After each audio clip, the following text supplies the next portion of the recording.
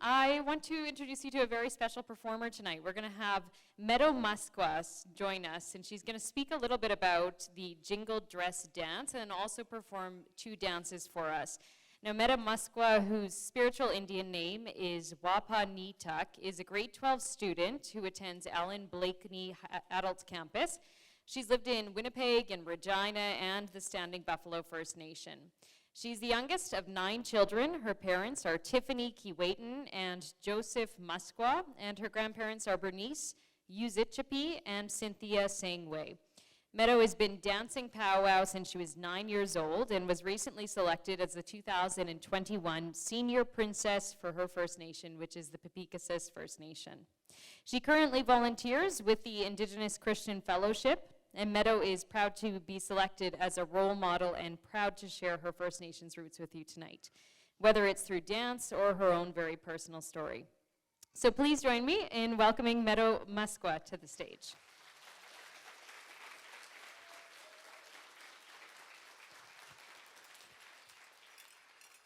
Thank you. I just want to first start off saying that it's an honor to be here and to be gifted tobacco to, share my story through jingle dress dancing and, just be who I am.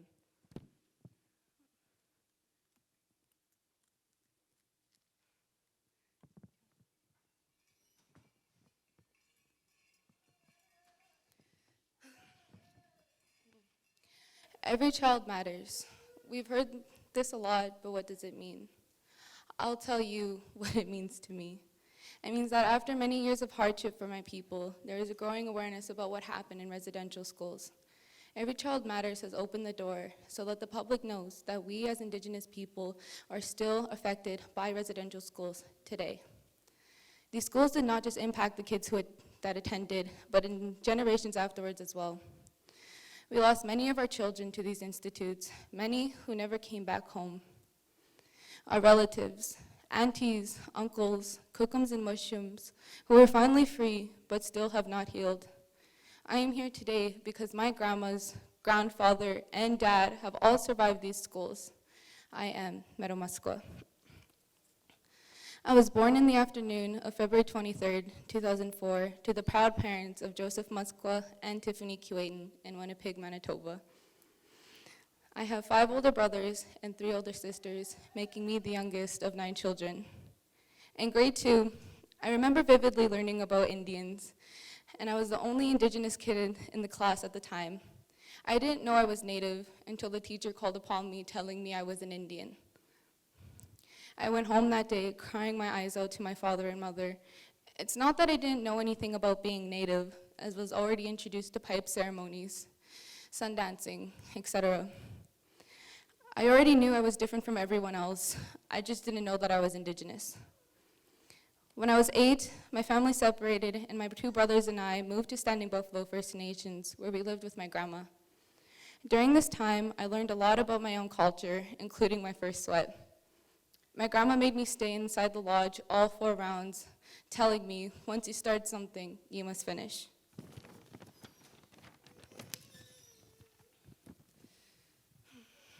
When I was 9 years old, I started dancing traditional. I thought it was too slow for my liking, and I fell in love with the jingle dress dancers. I loved how they moved and just knew that's what I wanted to be. My grandma then started making my jingle dress for me and taught me how to dance with old VHS videos. I can still hear her words, always stay on your toes, keep your head up, and be proud and confident about each step you take. I then earned my Indian name my grandfathers had given me. I am Wapanatak, meaning morning star in English. I rise with the sun and shine in the dark. When I was in grade 6, my siblings began to move away from the reserve and came to the city, Regina. I missed them tremendously. About a year after, I too moved away and lived with my mother. I went to high school here in Regina, and the impact of racism affected me. I never got the same opportunities as the other Caucasian kids who attended. There was an incident that happened whereby a faculty member had called a friend of mine a dirty Indian. I didn't feel safe and had a hard time wanting to be at school, as I already knew I couldn't be myself as an Indigenous kid. As a result, I started to skip classes. I was viewed different by others, and I recall getting weird looks for wearing traditional skirts and traditional clothing. My mother and I decided that it was best for me to transfer schools, and I'm glad that I did, as I found safety at a different school, and I no longer worried about how others would react about my culture. In grade 9, I began to volunteer at the Indigenous Christian Fellowship. It helped me a lot about bringing me confidence on being a baptized Mormon and growing up Indigenous. Seeing how both are very much alike, they both believe that there is someone in a higher power watching over us, either through prayer or smudging.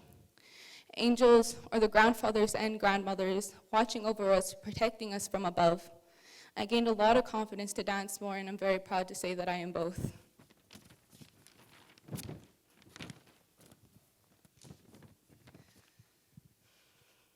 I became a voice for my people on Canada Day. I spoke my truth and even danced with a little girl who'd ever danced Jingle dress before. She was very nervous, and I told her that it will be okay because she was learning about herself and culture. Thinking that the kids who went to residential schools never got the chance, and here she was reaching for the opportunity. I believe that she was a lost soul of a child from residential schools who never got the chance to learn about her culture. And now she can learn as a free Indigenous child reborn. I never did see her again. This summer, I was interviewed by Global News about my own family trauma that had been passed down from my family. On my dad's side, they don't really know how to show their love and affection as a result for how they were treated when they were children. My mother had lost her own family traditions, and the reality is that my grandma is still trying to grasp her own culture while still trying to teach me the little bit that remains. Each day, I thank their Creator for keeping them safe. I am very blessed to have people to call my family because we are stronger together.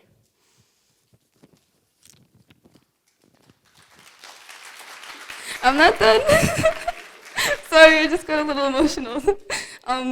Anyways, I'll keep going. This summer I was crowned Senior Princess of my reserve for Picassee's First Nations. It was a once-in-a-lifetime experience, and I'm very proud to say that I'm very honored to have been selected and represent my nation in a good and humble way. I'll continue to be a role model and show the younger generations that it's okay to be who you are. I am a Panatak, Meadow Musqua, and I'm honored to share this dance with you as a young, proud Indigenous woman.